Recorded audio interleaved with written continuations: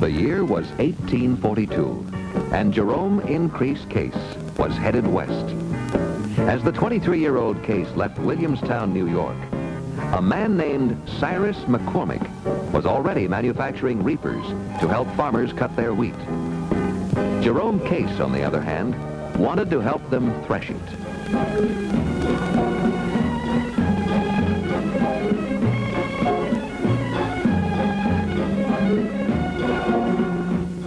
The groundhog thresher, a machine that could thresh faster than farmers had ever dreamed. That's what J.I. Case brought with him to the Midwest. He founded the J.I. Case Company with this first thresher and settled in Racine, Wisconsin. By 1847, Case had erected a 3-story plant, the first major building in Racine. Case became the city's leading industry and largest employer, a position it still retains. During the 1850s, business prospered when the need for higher capacity machines brought on the need for more power. The answer was simple: add more horses.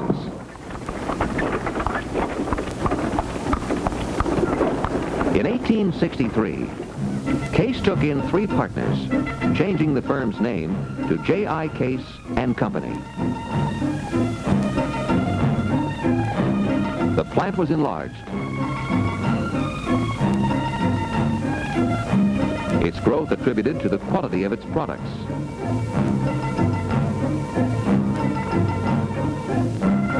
During the mechanization era that followed the war between the states, the company passed 2 milestones. One involved the first Case trademark, the Case Eagle, adopted in 1865. Actually, the Eagle trademark had its beginnings in 1861, when the chief of the Chippewas found a magnificent eagle. The chief sold him to a soldier who made Old Abe the official mascot of the 8th Wisconsin Regiment. This is the trademark that, with slight modifications, became known around the world and was identified with J.I. Case products for over 100 years.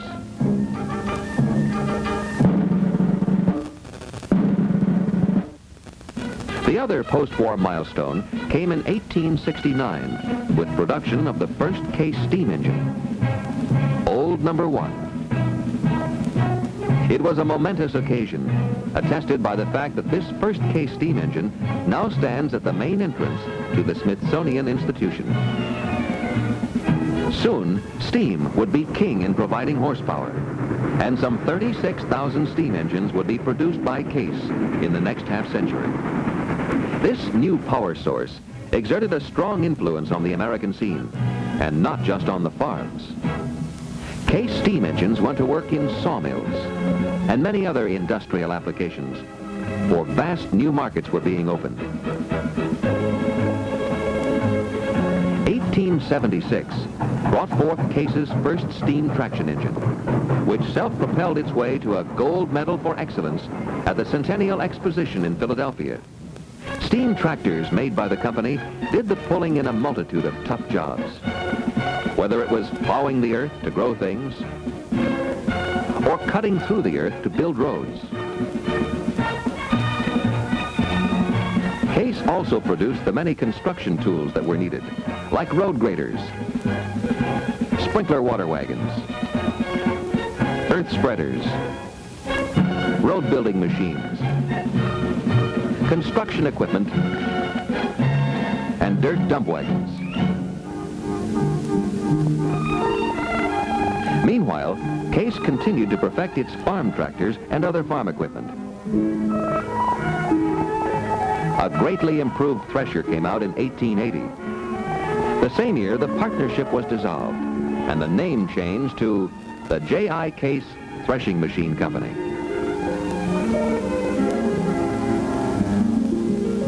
Jerome Case was a great believer in honesty and craftsmanship, and since his products earned a similar reputation, it's little wonder that Case was on the move, and in a big way. Huge road locomotives were just some of the Case products moving around the globe. By the turn of the century, new Case plants were established outside the United States, in Russia, France, and Argentina. Agencies were opened in Canada, Chile, Mexico, Hungary, Bulgaria, and the Philippines. It was a Case industrial road locomotive that pulled the wagons and powered the calliope for the first Ringling Brothers Circus. That was 1892, and it was Case foresight that same year that developed the first gasoline engine tractor. Jerome Increase Case never saw it, however, for he died the year before. Although decades would pass before gasoline power actually replaced steam, the company closed an important chapter in its history by producing a machine that was 30 years ahead of competition.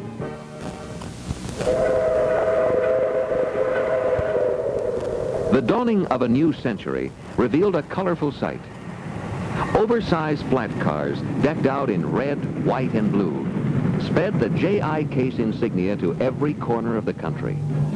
Case had become the largest producer in the world of both threshing machines and steam engines.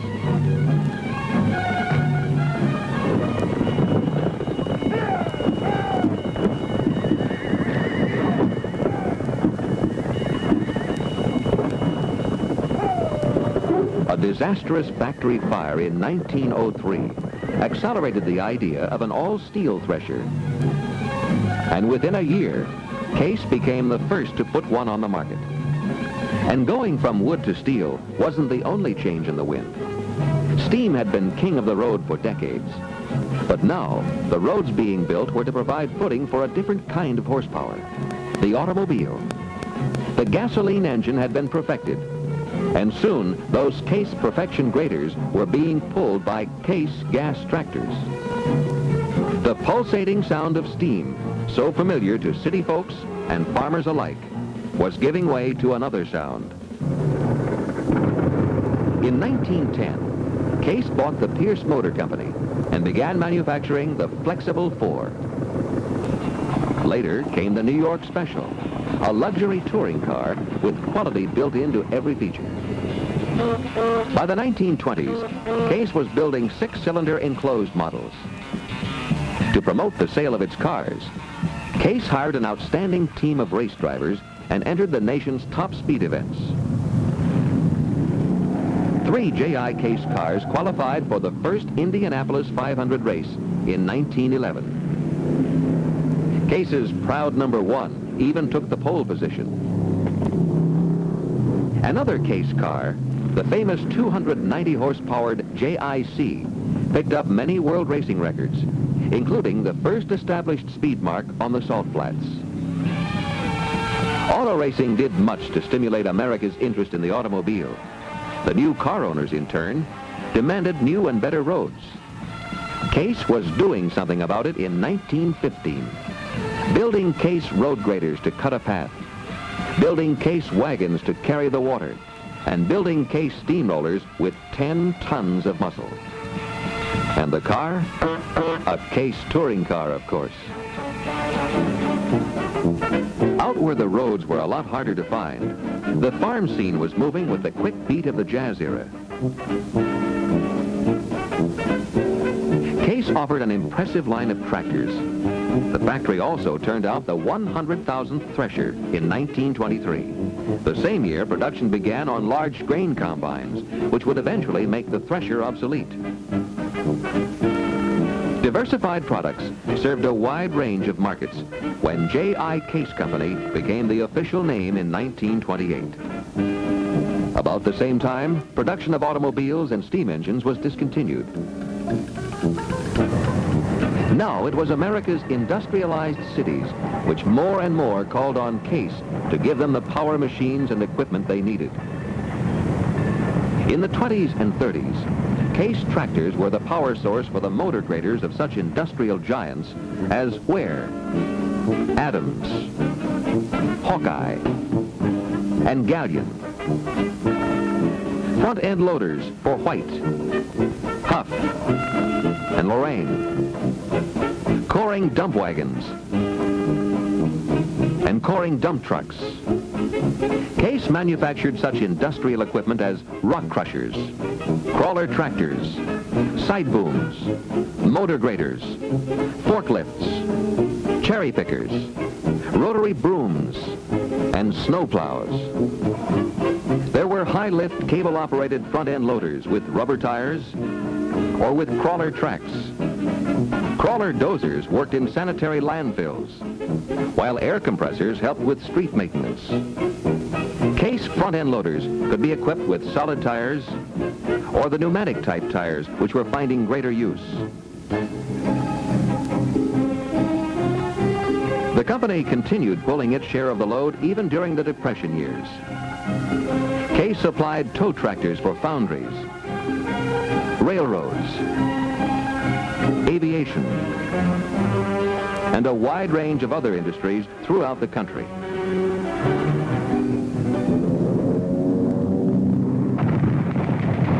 Yesterday, December 7th, 1941, Case helped bring America's victory in World War II with the manufacture of 155mm shells, 500-pound bombs, 40mm anti-aircraft gun mounts, B-26 bomber wings, and the aftercoolers for England's big Rolls-Royce aircraft engines.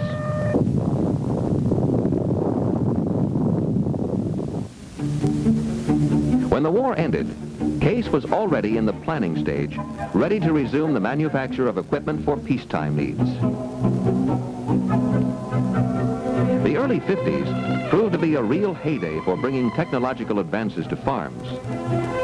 J.I. Case, now well into its second century of progress, offered tractors and other farm equipment with the kind of features that had been undreamed of only years before.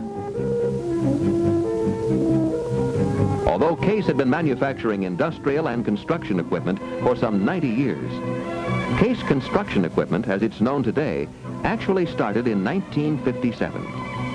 That's when the company purchased the American Tractor Company. They had a work staff with some of the best production know-how in the industry.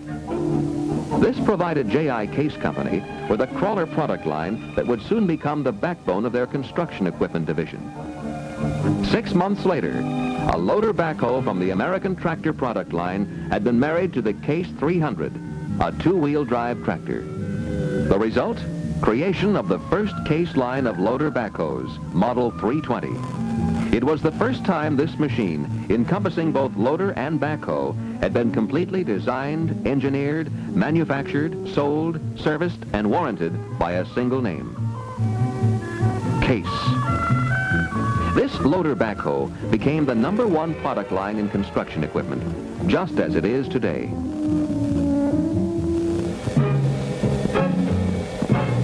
The stage had been set.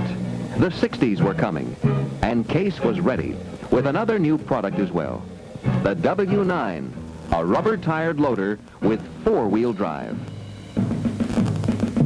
The new era would be one of intense growth and innovation for Case, characterized by such events as the opening of one of the industry's most modern research and test centers, development of an extensive worldwide market, as the company moved up to become the 3rd largest producer of construction equipment in North America.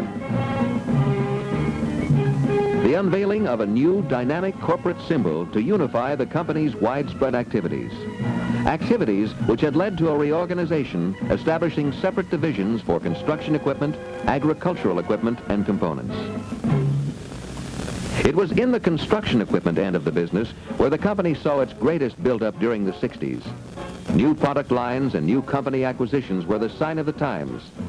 The McCarr concrete placer became the Case concrete placer. The Beloit skidder line became the Case skidder line. The company's marketing arm was extended by Drott, manufacturing excavators, as well as cranes and travel lifts. Universal brought Case the skid steer uniloader line. Davis, another subsidiary joining the growing Case family, provided a fast-moving line of trencher equipment. By 1970, Case had acquired a European factory to produce roller and plate-type vibrating compactors, the Vibromax line. Not far behind were the larger units in the Weller line of compactors, which became part of J.I. Case. Case was still hard at work in agriculture, too. That was underscored in 1969 with introduction of the Agri-King series of Case tractors. The Agri-Kings concentrated on medium to big horsepower units, while small to medium horsepower units were soon receiving special attention from another product line. Acquisition of the English line of David Brown tractors in 1972 rounded out the J.I. Case selection of farm tractors and gave the company an expanded worldwide distribution network as well. Meanwhile, closer to home, suburban communities offered a growing market for Case garden tractors. These had been company products for some years. Whatever size the job, Case had a tractor just the right size to do it. Just before the decade began, J.I. Case became a wholly owned subsidiary of Tenneco Incorporated and soared into the 70s as a leading producer of agricultural and construction equipment. The company's growing line of crawlers, backhoes, and wheel loaders helped give Case construction equipment the fastest growth rate in the industry.